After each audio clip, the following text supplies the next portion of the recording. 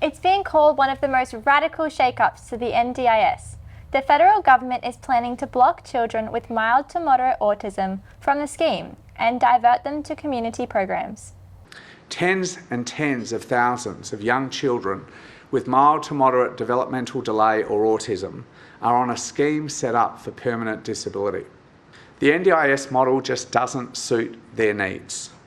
Individualised plans and budgets make sense for people with lifelong disability.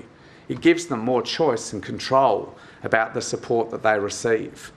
But families with a young child who's missing some milestones are not best helped by receiving a budget of $10,000 or $20,000 or $30,000 and then being expected to work out themselves how to spend it.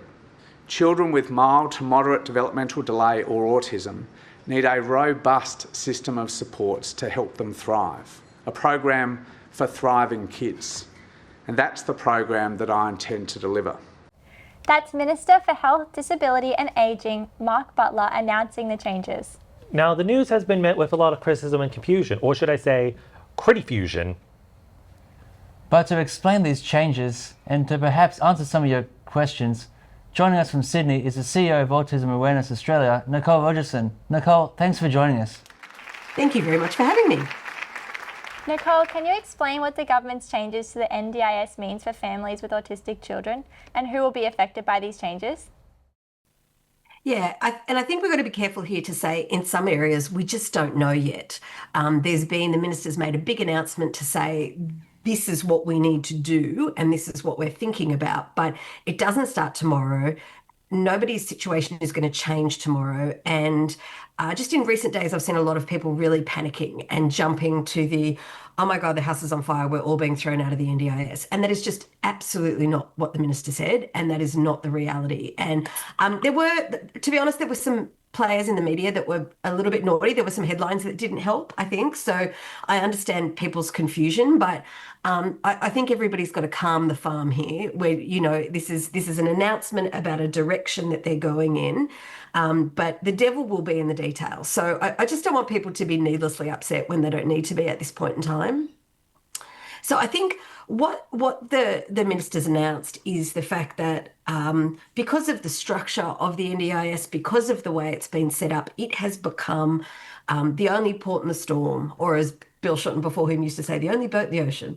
But it's the only way for kids with developmental delays to get support.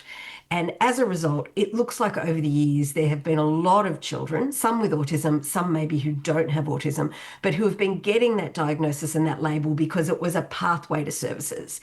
And they were the only services that were available. So you can't blame parents for wanting to go towards the methodology that's going to get their kids the support they need. And as a result, we just have an enormous amount of children in the NDIS that we weren't expecting. And it's the numbers of children with autism in some places in Australia are just, they sort of beg a belief. There are certain areas where 1 in 7 6-year-old boys is in the NDIS in Australia. And do 1 in 7 Australian children have autism? No, they don't. And if they did, that would be another whole conversation we needed to talk about. But it's essentially the structure of the NDIS has led a lot of people to be in the scheme who possibly don't need to be there.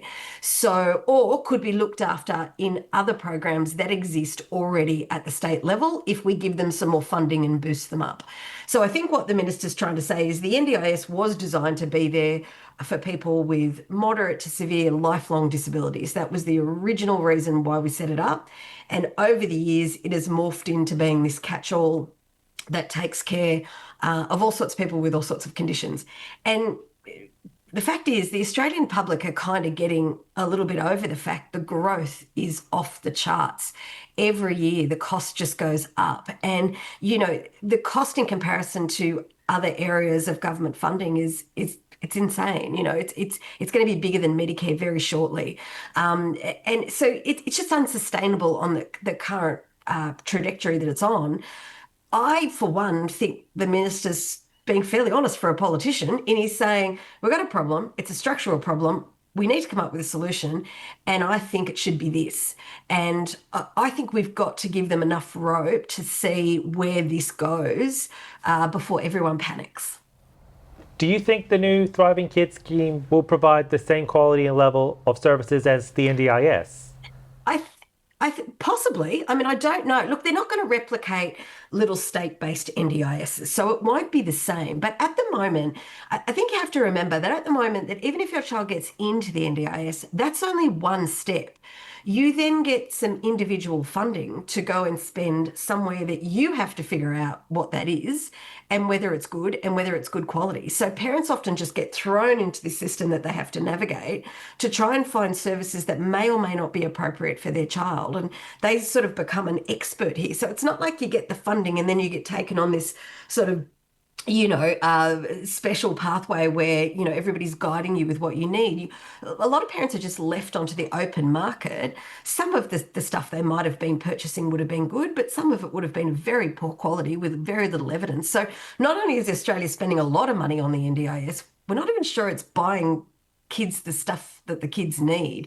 So I think what the minister's saying is, let's go back to systems where children already are.